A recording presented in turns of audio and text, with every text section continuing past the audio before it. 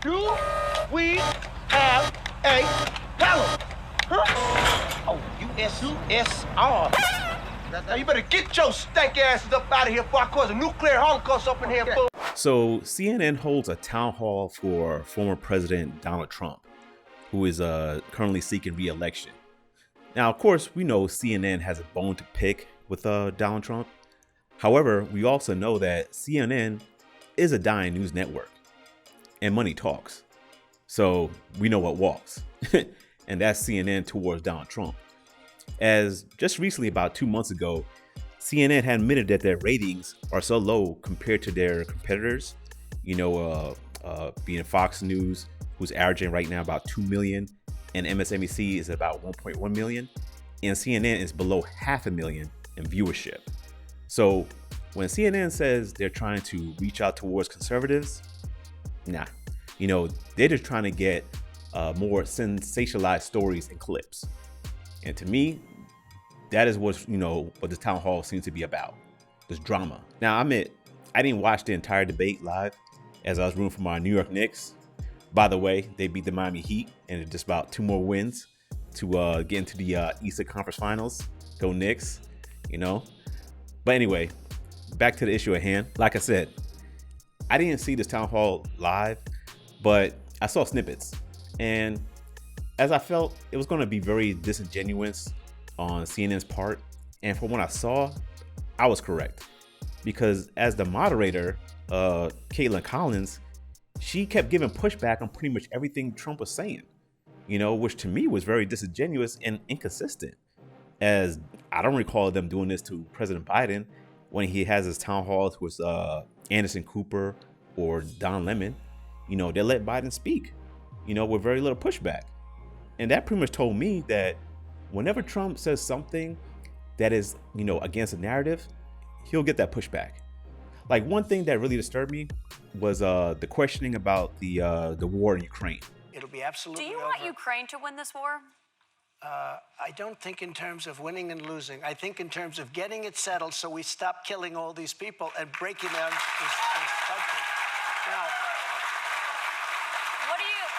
can I just follow up on that? You said you don't think in terms of winning and losing. Mr. President, can I just follow up on that, because that's a really important statement that you just made there. Can you say if you want Ukraine or Russia to win this war? I want everybody to stop dying. They're dying. Russians and Ukrainians. I want them to stop dying. And I'll have that done. I'll have that done in 24 hours. I'll have it done. You need the power of the presidency to do it. But you won't say that you want Ukraine to win. You know what I'll say? I'll say this. I want Europe to put up more money because they're in for 20 billion. We're in for 170, and they should be. And they should equalize. They have plenty of money. They should equalize. I got with NATO, when I sat down, I got them to put up hundreds of billions of dollars that they weren't paying under Obama and Bush and all of these other presidents. That's why they're able to help them fight the war, because of the money I got. Do you believe that Putin is a war criminal? He's responsible for the deaths of thousands of Ukrainian men and women. I think it's something that should not be discussed now. It should be discussed later, because right now we have to get a war. If you say he's a war criminal, it's going to be a lot tougher to make a deal to get this thing stopped. Because if he's going to be a war criminal where people are going to go and grab him and execute him, he's going to fight a lot harder than he's fighting, under the other circumstance. That's something to be discussed at a later date. Right now, we want to get that war settled. And I'm not talking about the money either. I'm talking about all the lives that are the number of people being killed in that war is far greater than you're hearing. Trump is correct. When it comes to war, it's not about winning and losing. It's about a fight over conflicting interests, which basically ends up with who gains more power.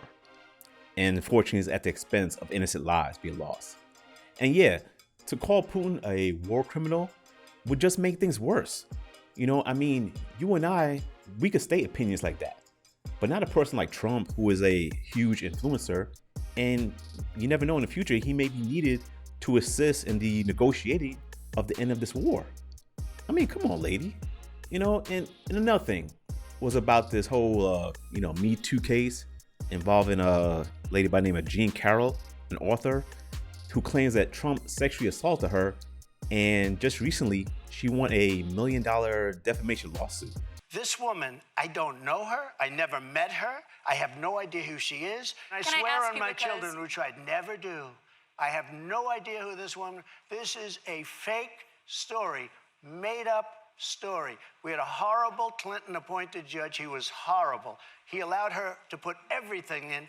He allowed us to put nothing in. Mr. President, this is a you're fake recounting your version of story. events here right now to the audience.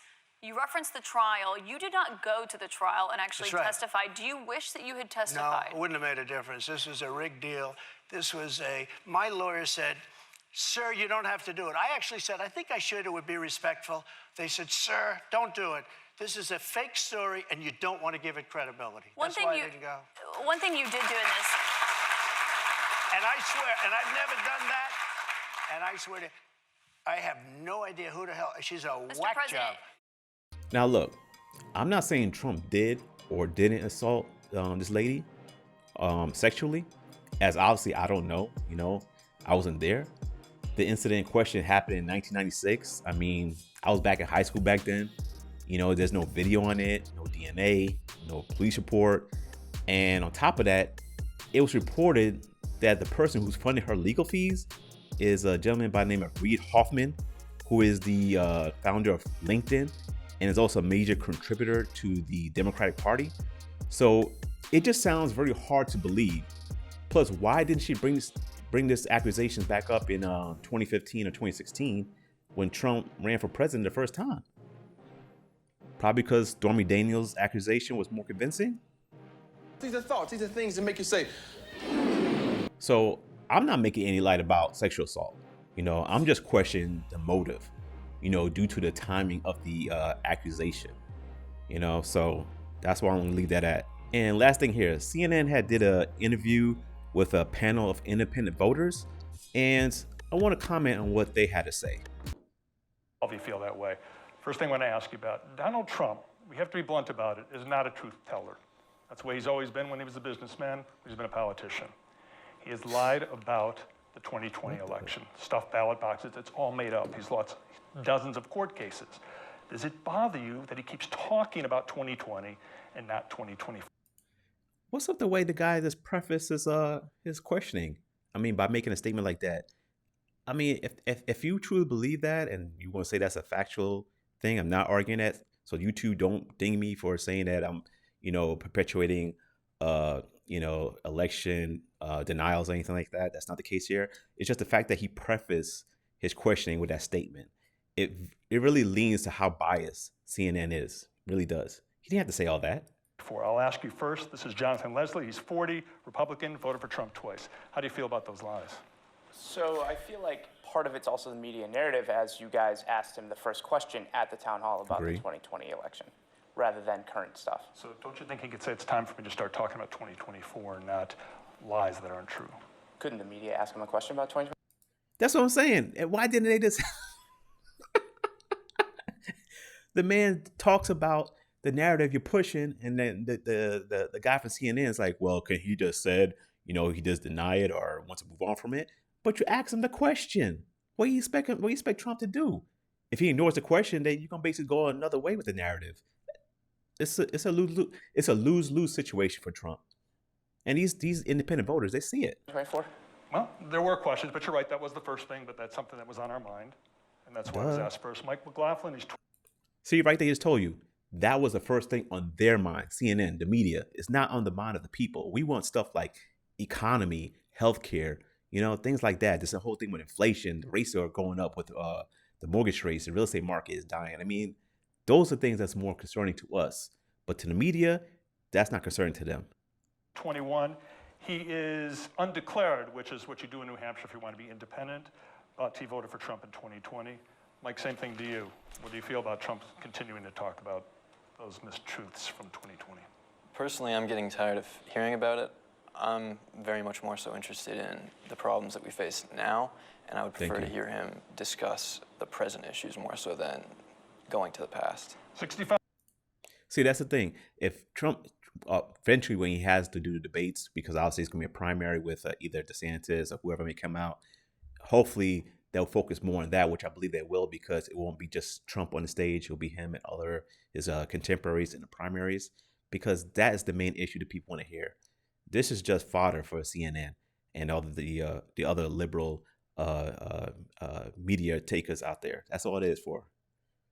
5-year-old Stephen Farnsworth, Republican, voted for Trump twice. Your opinion about that? Well, I think that he's committed to it. That's what he feels. That's what he thinks. Well, do you think he thinks that, or do you think he just keeps saying it to try to will it for people like you to believe it? No, I think he actually thinks it. You do? No, he may. Even though he keeps losing in the courts over and over again. You can say what you want to say about Trump. You know, there's some things about Trump I disagree with. People think I'm a Trump homer, but no, there's things about him I disagree with, of course. No one agrees with everything everybody says. I mean, I love my dad, but I don't agree with everything he says, you know. But that's the thing with Trump. He's going to say what he wants to say, regardless if it's against the grain. And, you know, I got to respect that. And I believe most people out there, too, do respect that as well. He does say what's on his mind. Okay. Do you think so? That it was a rigged election? I'll abstain. You'll abstain? Okay. All right, the next person on our list. It's very unfortunate. A lot of people are very scared. You know, I mean, I'm not, but of course I can't say nothing right now because I'm on a particular platform, so I'm not going to say nothing. But look at this man. He's like in the 60s, and he's like, it's very sad. And like I always say, it's very sad and unfortunate when I see it in men. You know what I'm saying? I'm not to say as a man you can't be fearful or anything like that, but I expect more courage from men. You know, so especially older men. 54-year-old, and you don't mind me saying your age, Cindy Owning, do you? Not at all. Okay, we were joking about that For at least before. one more month. Yeah, she's a Republican. She didn't vote in the past 2 presidential elections. How come you didn't vote, A, and B, what do you feel about the continuation of these lies about 2020? You know, I don't know what's a lie anymore, but I think there needs to be a new narrative. And what's that new narrative? Current situations that are, you know, involving all of us. Current situations. But when you say you don't know what's a lie is a lie. I mean, all these courts have said that one of the stuffed ballot things he's talking about was in Fulton County, Georgia. No stuffed ballots. I was there. I was watching with my own eyes. Who is this guy? I was there. I was watching everything. It's definitely truthful. It can't be disputed. I'm like, oh my God, man. I ain't gonna say nothing more. I mean, none of it's true. And I think a lot of people think he tries to will it to be true. Would you agree with that? Yes. Okay. In that corner right there, that's Noel Licata. He's 18. First election. She don't believe him, but she's just like, you know what? I'm on this platform, CNN, just like I'm on this platform, YouTube. So she's gonna go along to get along. Election coming up. He's currently undeclared, but leaning Republican. What do you feel about him still talking about 2020 and these things? I don't think anybody wants to hear about 2020 at this point. Everybody wants to hear about 2024, the future, and what comes after that. And he did not talk enough about that tonight. Alyssa Malloy. Alyssa's 37. She's a registered Republican, voted for Trump twice. Your feeling about this? I think it's time to move on from the election, the 2020 election. Do his fibs offend you? I think he truly believes it. You do too. And the fact that he said his fibs, I mean, God, man. I think that's what he truly believes. I think a lot of his supporters believe it. Not all of them, but there are a lot of people who do believe it, and he tries to, you know, go along with that, and I would agree. It's not a question if I believe what Trump says is true or not. The question is that I respect the fact that he's willing to stand 10 toes down on his assumption of a situation. You know, he's a hard decision maker. And I think a lot of people, you know, easily get offended by that. But a lot of times you need that. You need someone that's going to be very decisive in a particular moment, even if it comes off kind of crass or rude. You know, if a decision hasn't made, it has to be made. Karen Olson, who's 56. She's undeclared, not registered Republican or Democrat, but voted for Trump twice. Wouldn't it be good if he would just say, I'm ready to move on. It's 2024. I'm going to stop lying. I'm going to be honest about it and move on. Wouldn't that be helpful? And then the news media wouldn't ask him about it if he would acknowledge it. No, they wouldn't. They would not. Sure, they want to ask him, but they're just going to continue to bring it up against him. Oh, well, you admitted that this was a lie and so forth, and this is false. So what about this? What about that? I mean, this guy, man. I'd like him to move on. I would like him to stop talking about it, but it is his opinion. So you have to attach that caveat, lie all the time. It just keeps it going. So It's his opinion, and right. he has a right to have it. All right, just yesterday, a 9-member jury found Donald Trump liable for sexual abuse. And he's continuing to mock Jean Carroll, this woman who was sexually abused, according to this jury. He also says that that was rigged. You know, this not only is a jury of his peers, he's a New Yorker. He may live in Mar-a-Lago right now, that mansion in Palm Beach, Florida, but he was born and raised in Queens, New York, wanted to make it big with his father in Manhattan, did. He's a New Yorker. This was truly a jury of his peers. How does it make you feel that he's still making fun of this woman? I'm going to ask the women that question. Real quick, I already mentioned about the situation, about the sexual allegation. And I think that's what this whole thing is basically to play on the emotions of women.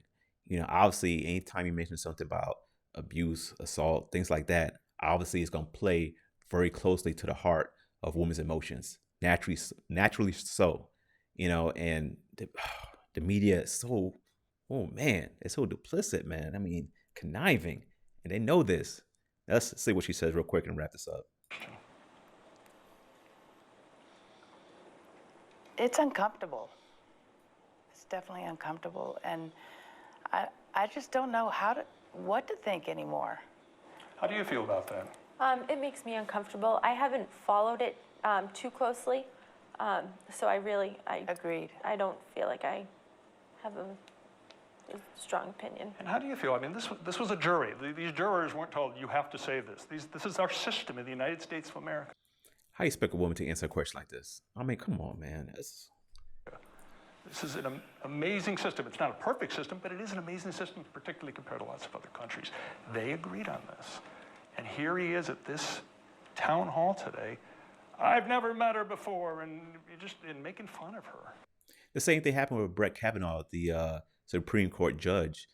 A lot of people agreed that the situation happened with the lady back in the 80s, that it was not true. Therefore, he was confirmed to become a Supreme Court judge. The media still went against it. And regardless of the judgment that came down saying that he was innocent, they still came against it. I mean, I forgot the lady's name, but I believe she was on Time Magazine, like Woman of the Year or something. So it doesn't matter what the jurors and the judge says. It basically just matters what the media wants to say. And for him to bring this up right now, man, it's just disgusting. How did that make you feel as a woman? I didn't really care. Why didn't you care? I don't know enough about the case. Women can be victims of abuse. Women can also make up stories. I mean, we see it all the time. So I don't know. All of these I didn't say it. situations where people are coming out 20, 30 years later, I don't listen to it. One more question for you, Mike Pence. All right. Going to end it on that note. I didn't say it. She did. But, once again, the situation with Trump is that, let me get this thing off. And the whole thing with the Town Hall CNN, to me, at the end of the day, it was a win-win. CNN's going to get the ratings. And I think it's going to help Trump at the end of the day with his polls. I think he's going to definitely move up and continue to make gains until the actual primaries. But what do you think? Did Trump convince you even more after the Town Hall? Or are you pretty much on the same, or you're more against him? Let me know what you think. Put it in the comments below.